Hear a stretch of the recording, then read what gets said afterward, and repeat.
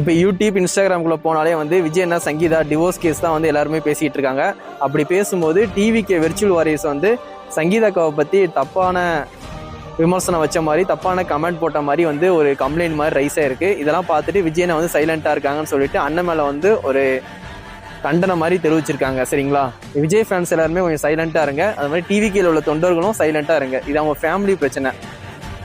நீங்கள் விஜயனனுக்கு முட்டு கொடுக்குறேன்னு சொல்லிட்டு சங்கீதாக்காவை பற்றி தப்பாக ஏதாவது நீங்கள் போட்டிங்கன்னா, சங்கீதாக்கா ஏதாவது எவிடன்ஸ் வச்சுருக்காங்களாம். அந்த எவிடன்ஸை வந்து வெளியிட்டாங்கன்னா தேர்தல் டைமில் நமக்கு இன்னும் கொஞ்சம் ப்ரெஷர் வந்து அதிகமாகிடும்.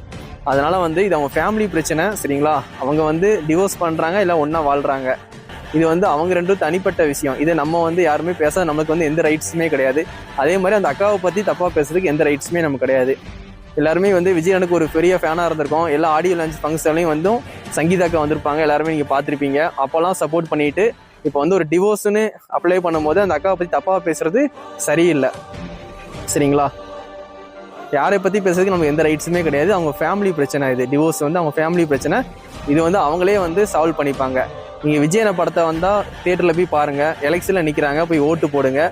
உங்களுக்கு தெரிஞ்சவங்களையும் வந்து ஓட்டு போட சொல்லுங்கள். இதை மட்டும் பண்ணுங்கள். அதை விட்டுக்கிட்டு அந்த அக்காவை பற்றி தப்பாக கமெண்ட் பண்ணுறது இதெல்லாம் வந்து வேண்டாம்.